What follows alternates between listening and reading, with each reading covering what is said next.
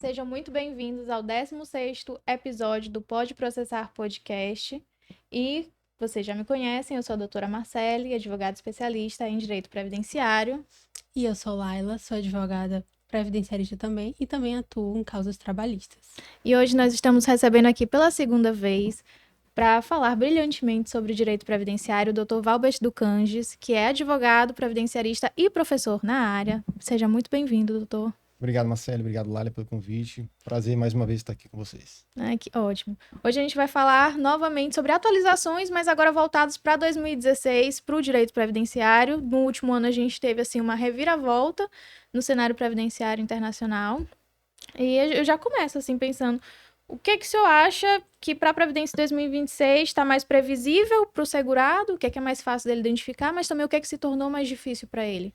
Na verdade, desde 2019, com a reforma da Previdência, a Previdência hoje é imprevisível, principalmente para quem não faz o seu planejamento previdenciário. Foram muitas alterações, requisitos novos, regra de cálculo nova, e isso interfere bastante. Então, hoje não basta apenas contribuir ao INSS, tem que entender a repercussão dessa contribuição na futura aposentadoria. Perfeito. Quando a gente estava fora do ar, o Marcelo foi ajustar a questão da apresentação, ele disse, não precisa falar tudo isso, mas eu quero dizer, porque a gente perdeu a chance de fazer um publi do livro dele, Algoritmos do Planejamento Previdenciário. Eu acho que planejamento previdenciário é extremamente importante, principalmente nessas mudanças que vão acontecendo. E, assim, a gente fala que o previdenciário no último ano teve, digamos, mais repercussão sobre os casos da revisão da vida toda, que foi julgado e etc. Mas hoje o previdenciário, se um previdenciarista entrar em coma um mês, quando ele voltar, o que aconteceu tudo isso? Sim. Previdenciário é atualização. O previdenciário é atualização. Eu costumo falar, não é e se mudou, é quando mudou, porque todo dia muda. Todo dia temos julgamentos tanto do Poder Judiciário, Turma Nacional de Uniformização, STJ, STF, e também as portarias internas do INSS, que muito contraria os entendimentos que estão já elencados na Constituição e na Lei de Benefício, na Lei de Custeio. Então, como o início do jogo tem que ser o requerimento no INSS, o advogado precisa saber jogar o jogo do INSS e o jogo do Poder Judiciário. E tudo isso também é uma questão de planejamento. E direito previdenciário é ser previdente, é antecipar, é planejar da forma processual e da forma contributiva. E eu acho que o tema 1124, que eu confesso que é um xodó meu, porque antes mesmo de qualquer coisa eu não fico na parte de requerimento administrativo do meu escritório, mas eu fico em cima. Todos os documentos foram juntados, cadê os documentos? E agora, mais do que nunca, a gente inclui pedidos expressos para que a gente, em um indeferimento, não caia no 1124 e haja o prejuízo financeiro no cliente no processo judicial. Eu acho que tanto o tema 350 do STF quanto o 1124 são, assim, pelo menos para minha advocacia, são os temas mais importantes e relevantes, porque você vacilando no requerimento administrativo, teu cliente perde tudo. E aí eu fico pensando, e aquele cliente que vai sozinho, que não sabe nem do que está se tratando, que vai lá, eu já vi muitas vezes, o senhor também já deve ter visto, que vai dar entrada como identidade. Exatamente. O tema 1124, só para contextualizar quem nos ouve, ele evita o indeferimento forçado. Sim. Né? Então, se no requerimento administrativo você não anexar um documento que constitua ou comprove o seu direito e fizer somente isso no processo judicial, o início financeiro dos atrasados vai contar da citação. Então, você pode estar desperdiçando 30, 40, 20 mil reais, né, de direitos do seu cliente. O que traz mais uma vez à tona a necessidade do planejamento e a necessidade de entender que hoje no INSS não se fala mais de requerimento, se fala de processo administrativo. Então ele tem que ser muito bem instruído. E a questão do cliente ir sozinho, a gente atende todo dia clientes nessa situação, clientes que não apenas juntam somente a identidade, eles juntam tudo, mas a questão é que ninguém informa a ele o seu real direito. Sim. E muitas vezes ele só consegue comprovar isso mediante uma ação judicial, ou nem isso, porque precisa de uma declaração de uma empresa que já fechou, de uma prefeitura que não tem o arquivo. Então, quanto antes se planejar, a gente tem que ser muito repetitivo com relação a isso. Quanto antes se planejar, mais segura vai ser a aposentadoria. Antigamente, logo quando eu estava começando a advogar, que eu comecei a ver a possibilidade do previdenciário, muitas vezes nem sabia muito bem o que eu estava fazendo, mas aí eu fui lá estudando, olhando caso a caso, não entendi os termos do servidor. teve uma época na gerência que a gente levava, acredito que o doutor deve lembrar, a gente levava e o servidor estava lá para atender, ele olhava os documentos e dizia indeferido e deferido. E por muitas vezes, e eu estava indo pela primeira vez, eu ficava assim, que eu queria ver o que estava acontecendo em cada um e entender como eu ia projetar os próximos. Se aquele meu ia ser negado ou ia ser deferido. E eu lembro muito bem de um advogado que tinha mais experiência que eu, que ele falava, não, essa documentação não tá boa não, só trouxe mesmo pra tu indeferir logo pra eu poder judicializar. A gente fazia o indeferimento forçado. E hoje o indeferimento forçado, segundo o tema, é até motivo pra não preencher as condições da ação. Falta de interesse de agir, né? Que Exatamente. Até recorri hoje de um caso muito parecido. Só que aí vale a gente lembrar o cliente da gente, né? Que às vezes está assistindo, ou outro advogado. Não é todo o indeferimento que o INSS diz que é forçado, que de fato é forçado, porque ele tem algumas exigências ali, né? Não é porque eu não juntei a documentação de primeira que ele vai simplesmente negar. Ele tem que fazer uma exigência para que eu junte a documentação. No meu caso de hoje, foi uma perícia médica, e aí, nesses casos, é mais difícil comprovar, só que a gente tinha um boletim de ocorrência. A mãe, era uma criança, a mãe da criança chegou no INSS e simplesmente disseram para ela, olha, não vai ter perícia aqui hoje, a gente está em reforma, a gente vai remarcar aqui para você, volte para casa, que aí vai chegar uma carta para você no correio dizendo que foi remarcado e o dia. E aí você volta na próxima data. Só que aí não remarcaram, negaram de plano e a gente teve que judicializar.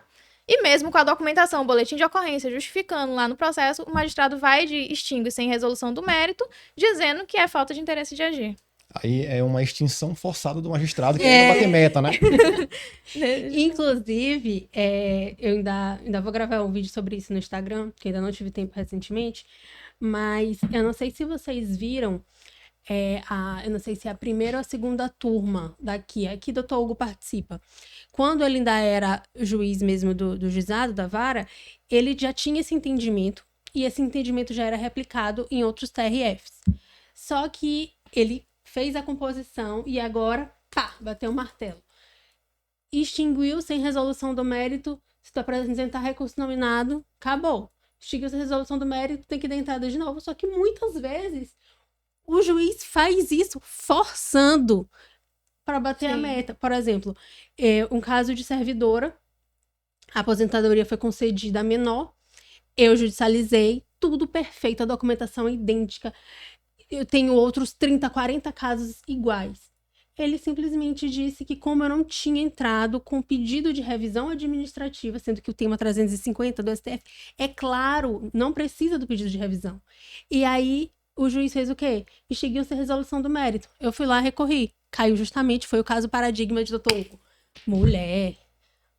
Quando eu olhei aquilo ali, eu disse, meu Deus, e agora? Eu fiquei tentando bolar as estratégias. Então, se você teve algum processo extinto sem resolução do mérito, melhore uma estratégia, bole uma coisa bem boazinha, porque não adianta recorrer, a não ser que você recorra e vá para alguma 4.0 que não seja daqui. Do contrário, não vai dar em nada. E assim, eu fiquei muito triste, porque eu vou fazer, tipo, o quê? Aí eu fiquei louca, eu passei uns 3 dias assim, eu só pensava nesse caso. Sabe quando tudo que acontece, só quer pensar nesse caso, tu quer que alguém te fale uma vírgula pra tu voltar pra aquele caso? Eu tava assim, obcecada. E aí, hoje eu já bolei a estratégia, já sei como eu vou fazer, mas assim, eu achei isso muito injusto. Peguei, tem um outro TRF que também tem esse entendimento, né?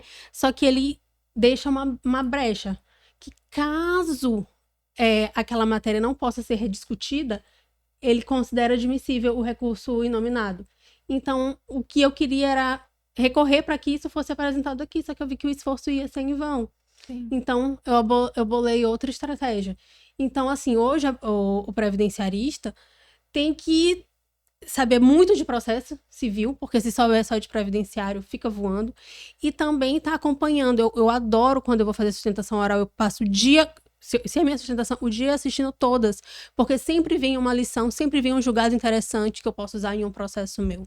Eu gosto demais. Eu não sei se no seu escritório tem esses casos mais tipo BPC ou é mais casos de planejamento, mais de, digamos, de um padrão mais de professor, servidores públicos, como funciona? Na verdade, a gente tem todos os casos, né? O previdenciário, ele é uma seara muito fértil, né? tem muitas demandas, muitas possibilidades, tanto no consultivo quanto no contencioso, então a gente abarca todas as possibilidades de previdenciário lá no escritório. Excelente. Eu quero muito falar sobre um tema que mudou muito do ano passado para cá, que foi a nossa revisão da vida toda, o julgado, mas que junto com o julgado da revisão da vida toda, surgiu ali uma outra decisão. Eu acredito que essa decisão foi uma faca de dois gumes, que ela reconhece a constitucionalidade da contribuição única para salário maternidade nos casos das contribuintes individuais e segurado facultativo. E aí, nesse caso, eu gostaria de perguntar, o senhor acha que essa nova decisão vai fazer com que esse salário maternidade, por hora, eu não vejo ninguém discutindo isso, mas vai fazer com que esse salário maternidade, com uma contribuição, seja o nosso novo milagre da contribuição única, como foi com a reforma da Previdência? Primeiro que eu discordo totalmente dessa decisão, não querendo ser advogado do diabo, mas eu discordo da equiparação do individual facultativo com o doméstico, avulso, empregado, que foi o tema, né, de gerar essa contribuição única. Mas já está superado isso, não importa muito a minha opinião sobre isso. Com relação à contribuição única em si, eu acredito que daqui a pouco o INSS vai trazer algum entendimento para mitigar essas possibilidades. Sim. Eu acho que já está até demorando bastante. Mas, de fato, é o milagre da contribuição única, mas o INSS, na via administrativa, tem algumas exigências. Sim. Então, por exemplo, se você tiver o nascimento de uma criança em fevereiro, ele exige que um contribuinte individual pague a competência de fevereiro, que vence em 15 de março. Por exemplo. Então tem que ter a competência do parto tem que ser paga. Senão ele já vai interferir o benefício. O facultativo, por exemplo, ele não tem admitido o pagamento trimestral.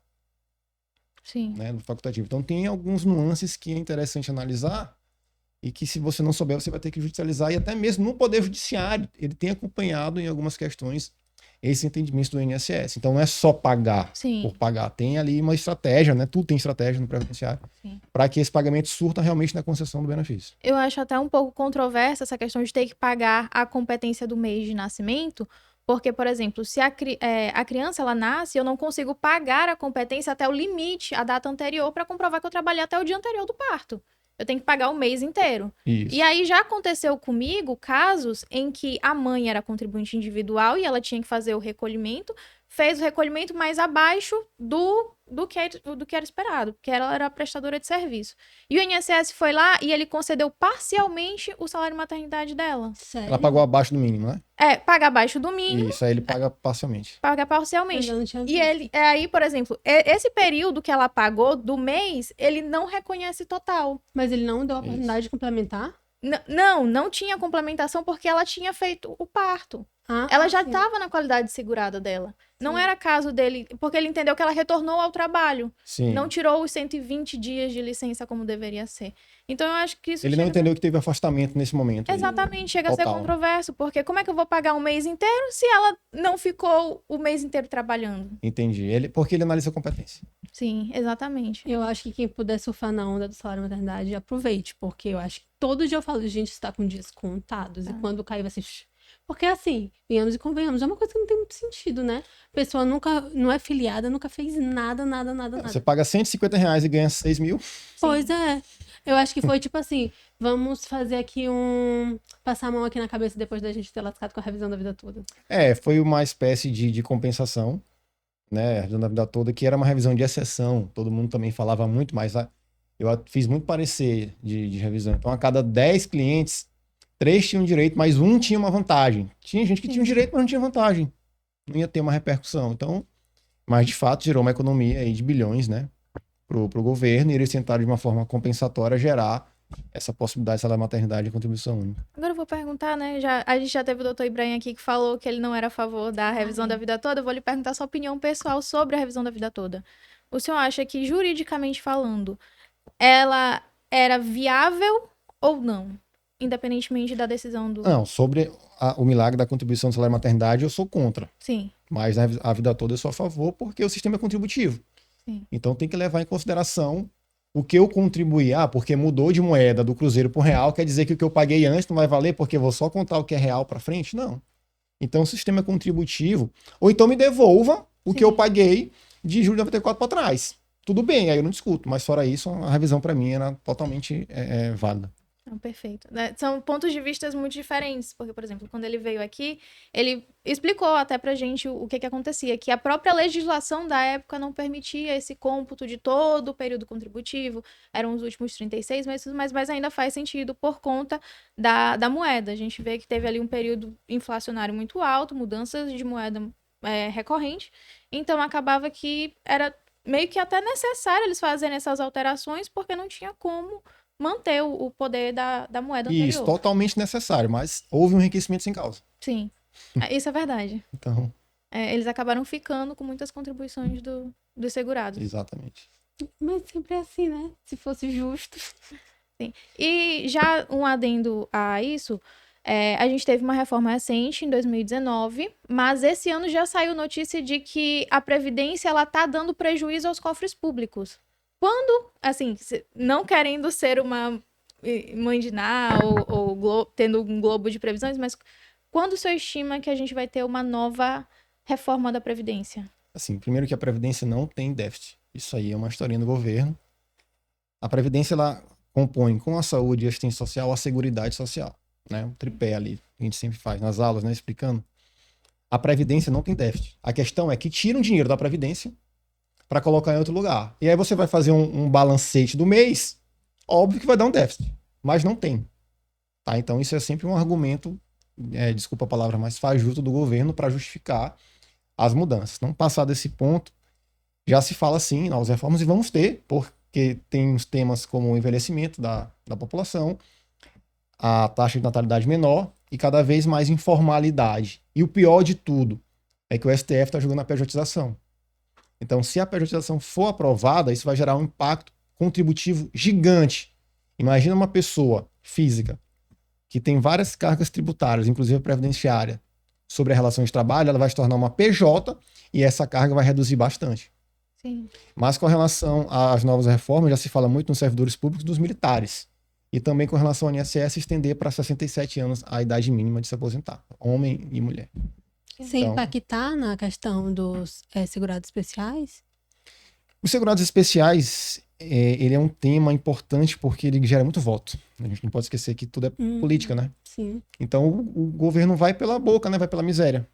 Seja qual for o governo, aqui eu não estou falando de A ou B, é um sistema político. Na última reforma, a bancada rural é muito forte, mas foi tentado ser estabelecida uma contribuição, de fato, sair do bolso do segurado especial essa contribuição e não foi aprovado. Talvez, se assim fosse até mais fácil de provar. Sim. Apesar de se gerar um dispêndio maior, mas talvez tivéssemos aposentadorias mais tranquilas.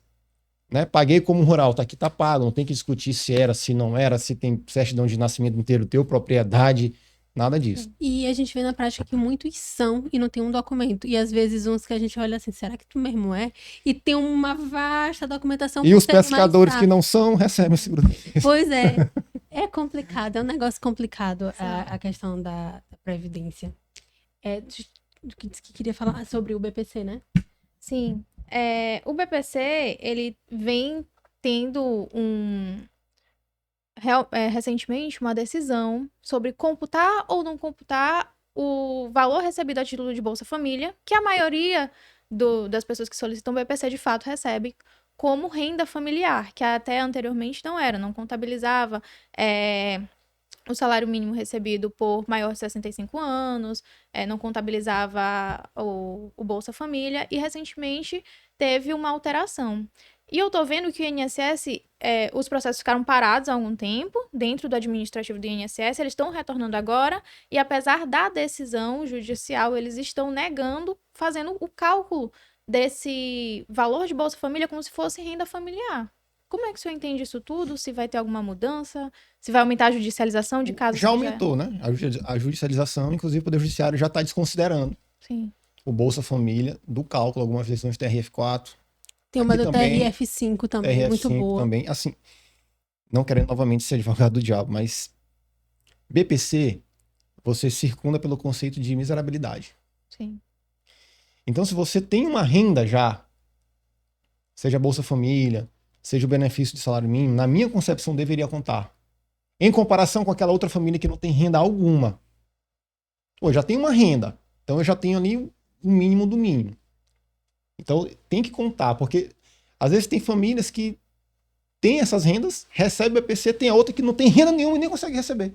Sim. Então, assim, analisando de uma forma macro, levando em conta muito a questão da miserabilidade, eu entendo que deveria sim ser contada para o cálculo da renda per capita toda e qualquer renda que aquela família tivesse.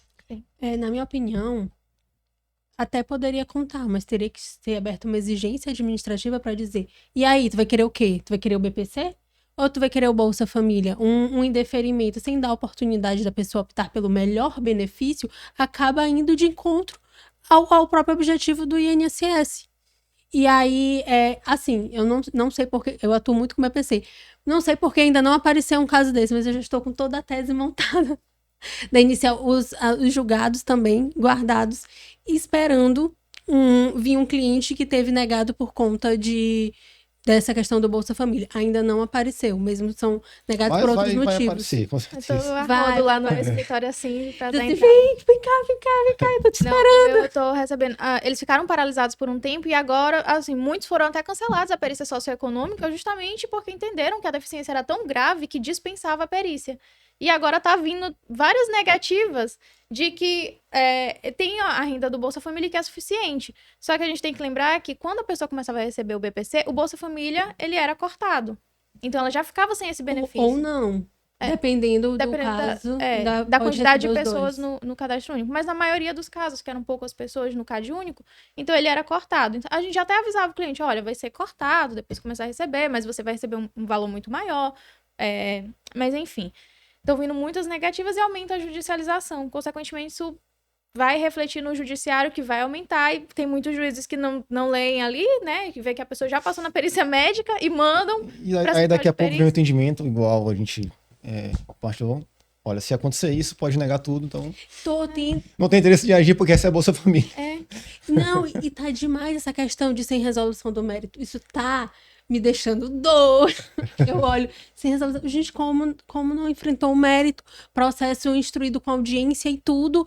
E aí, do nada, vem sem resolução do mérito, porque nos deixou no beco sem saída. E agora? Se não tiver como entrar com mandado de segurança, a maioria dos casos não dá. E aí, eu vou ter que fazer o quê? Vou ter que refazer o processo do zero. E os retroativos? E o que eu posso fazer? O mandado de segurança... Eu digo que o mandado de segurança hoje é igual sala VIP de aeroporto. Não é mais VIP, não mais fura-fila, porque tem vários MS que o INSS, primeiramente, não cumpre a decisão que tem lá. E você tem que todo dia diligenciar. Tem casos que eu tenho MS e ação judicial com liminar. Para tentar a implantação de benefício. Né? Trazer um exemplo aqui também do nosso dia a dia. E todas essas questões aí realmente traz à tona novamente a questão da estratégia. Como você bem disse, a estratégia no processo administrativo, judicial, das teses. Então a gente tem que ter atenção. E essa questão da implantação tá seríssimo. Eu tenho um cliente, olha, eu não sei imaginar o que fazer. Eu acho que eu já cheguei assim, tudo que eu podia enquanto advogado, enquanto ser humano, por esse cliente eu já fiz. Ele vai completar um ano que não implanta. Não, um ano. E agora, com esse negócio que eles disseram que o sistema Sapiens não estava funcionando, que é isso que está dificultando a implantação, que não está funcionando desde fevereiro, tanto que vocês podem ver no processo de vocês que desde fevereiro teve 0 ou uma outra implantação. Então, assim, o máximo que eu consegui para esse cliente fosse que o RPV fosse expedido e ele recebesse. E ainda é de auxílio-doença. Então, assim... Vai ser cessado e não é implantado. Aí eu vou ter que entrar dizendo que tem um tema que diz que tem que dar 30 dias, não sei o quê. Mas na prática, até que eu prove que uma coisa é outra, ele vai de novo voltar a ficar sem benefício e voltar sem proteção. Verdade. A gente tem muitos casos também nesse escritório. E é a luta que faz parte da nossa advocacia. Aí, no meio disso, a gente tem que tentar levar essa compreensão ao cliente, que às vezes passa necessidade, Sim. né? Mas é isso. Seguir em frente. Você acredita que a gente está vivendo um momento de muita insegurança jurídica, incerteza com tantas decisões diferentes, tanto na via administrativa quanto na judicial? Sim, eu acredito que essa insegurança são em todas as searas. Direito previdenciário, direito tributário, direito civil, coisa julgada é mais coisa julgada. Sempre se relativiza a depender do interesse político que está por trás da demanda, né? A gente tem um STF hoje que é uma feira, né? Não tem confiança em nenhum ministro ali, ainda mais depois desses casos que foram, né, divulgados pela mídia. Então é de total insegurança, infelizmente. E eu faço muito parecer para o cliente, né? Parecer de revisão da vida toda, de revisão de benefícios, outorando revisão da vida toda, planejamento, acumulação de benefícios. E eu tenho que ter muito cuidado com o que está escrito ali. Sim. Né? A gente tem sempre que colocar bem claro os cenários possíveis, porque qualquer coisa que leve ali uma responsabilização, quem vai pagar o preço sou eu. Sim. Sim. Então a gente tem que ter muita atenção para não ficar vendendo milagres, né? Porque a gente sabe que tem muita gente que vende milagres pela internet, mentiras também. E a gente tem que ter muita atenção porque é uma vida toda de trabalho que está nas suas mãos, né? E um futuro também.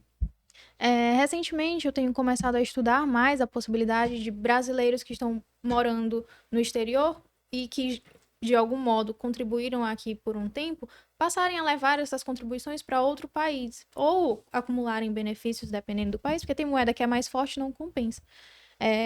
Então, o senhor acha que diante da incerteza jurídica que a gente vive aqui, isso seria um bom plano para brasileiros que moram no exterior? Eu já fiz alguns planejamentos previdenciários para brasileiros que moram nos Estados Unidos, Portugal, Itália. E é válido até porque o STF recentemente julgou que você não paga mais 25%, né? Sim. Então tinha muitos brasileiros que moravam em Portugal.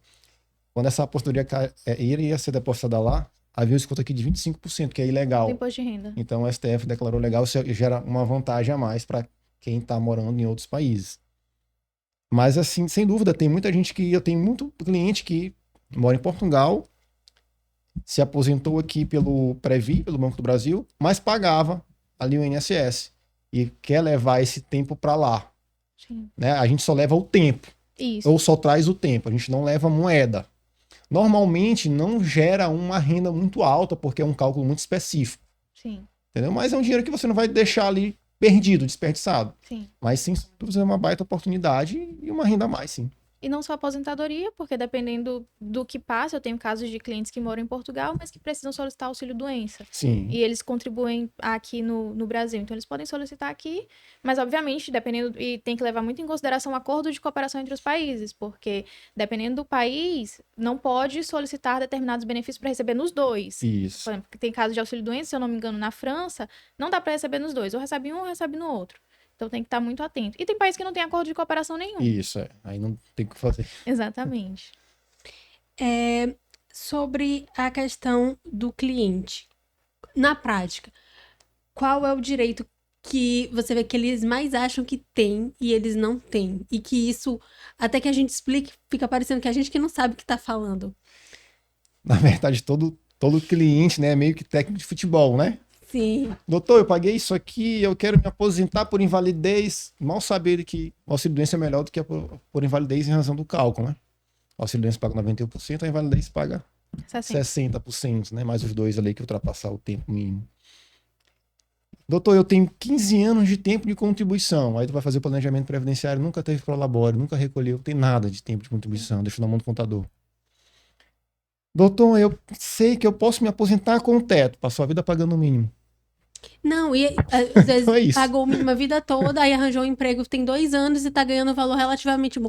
Mas como eu tô ganhando 4 mil reais, eu vou ganhar um salário mínimo e me aposentar, isso tá errado. Aí eu, tá bom. Então, assim, realmente a falta de educação previdenciária ela é assustadora. Tanto é que eu trato o planejamento previdenciário como questão de saúde pública, porque para a maioria das pessoas, essa renda do INSS vai ser a principal renda.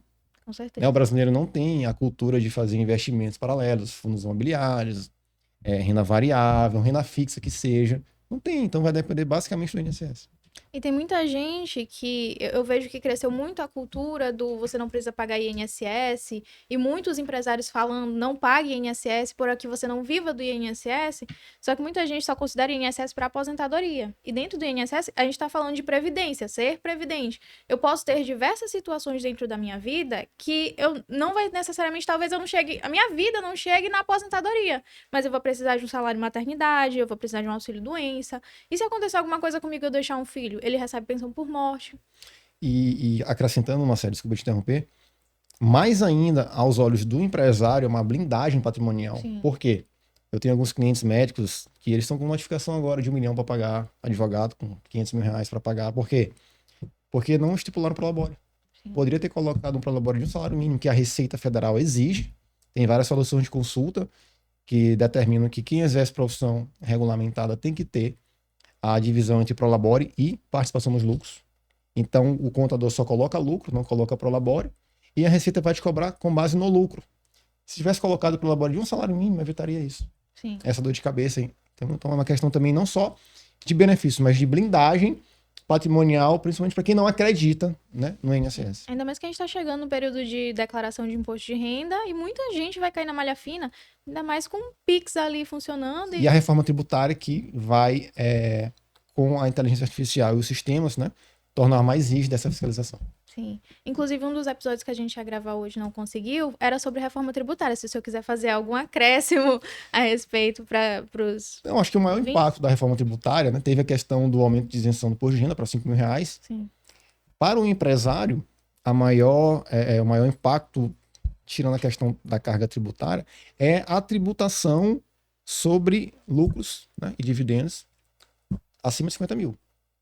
Então, tem muita história de advocacia, por exemplo, que já estão dividindo. Vai ter um CNPJ para serviços judiciais, outro CNPJ para serviços administrativos. Para que no somatório, porque vai ser analisado vai ser o CNPJ, no somatório, eles não consigam alcançar os R$50.000. Sim. Então, tem muito planejamento previdenciário também já feito nesse sentido. Né? Como é que fica o CNPJ? Eu, como advogado, só posso abrir um CNPJ sozinha. Mas eu com sócio... Aí vai ter sócio, tem gente que está colocando o filho como sócio para poder ter um outro alguém para distribuir esse lucro. Sim. Entende? Então são várias estratégias que tem por trás disso. Sabia não. Agora vai começar. É porque a gente tem um corte que ele tá. Assim, eu adoro esse corte. Eu mandei até pro meu pai recentemente, que o meu pai tava organizando lá a questão do Prolabore dele. E eu disse: olha, ele queria colocar não sei quantos mil. Aí eu disse: não, pai, peraí, você vai pagar muito caro de INSS. Faz essa divisão de lucro aqui, conversa com o contador, porque senão paga um valor muito alto de INSS, que no final, às vezes a gente vai fazer o cálculo do planejamento, se eu nem contribuir o suficiente, está começando a contribuir agora, já perto de aposentar. Nem vai Isso, valer a pena. e sobre o Prolabore, incide a contribuição do sócio da empresa. Que a depender do regime de tributação é 20%. Então também tem esse impacto. Sim. Aí tem que pensar nisso também. Tudo isso tem que ser levado em consideração. Eu acredito que a questão da reforma tributária tá deixando o pessoal assim meio dividido, porque tem muita coisa que ainda não está efetivamente implementado. Eu li notícias de que essa isenção dos 5 mil ainda não vai valer para esse ano, que é referente ao ano calendário de 2025, 2026, mas que deve iniciar no próximo ano. Isso. Então, na verdade, o próprio sistema tributário ainda não se adaptou. Sim. Tem muitas questões que vão ter vigência a partir de 2027 ainda. Até o sistema para poder fazer essa fiscalização ainda está em adaptação. Sim. O senhor acha que essa verificação de movimentações do Pix pode levar a essas pessoas que fazem movimentações altas a serem investigadas e cair nessa questão do Prolabore? Porque, querendo ou não, ela vai ter que pagar INSS sobre isso? Na verdade, bem mais do que o Pix, né? Às vezes você tem lá um empresário, né? Ele não tem um Prolabore. Ele declarou R$1 milhão. Ou ele tem uma fatura de cartão de crédito de R$30 mil. Sim. E trabalhou. Faz gerador da contribuição, atividade remunerada. Cadê o meu INSS? Sim. Entende? Então, bem mais do que o Pix já tem imposto de renda e extrato. Sim. Quando eu falo dessas coisas de leão, me dá um circuito no meu coração. Vou até mandar mensagem pro meu contador que a gente precisa se reunir. Não. Porque ou coisa a gente trabalha tanto e às vezes por uma coisinha errada que a gente poderia ter ajustado antes, recebeu uma bomba. Sim. E é uma bomba, porque a multa é alta. Juros, correção. Ai, gente, não, bora falar sobre... Sim, recentemente eu viajei, eu estava conversando com uma coreana e a gente estava comparando os sistemas de fiscalização de imposto entre países.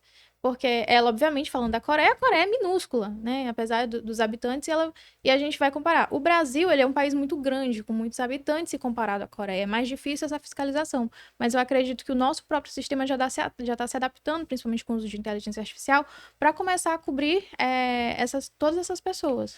Uma questão que eu já ouvi falar também, aí voltando no caso do Bolsa Família, você não pode ter renda, né? Sim. E a gente sabe que hoje, para contratar uma pessoa para assinar carteira é impossível. Porque ela está recebendo benefício.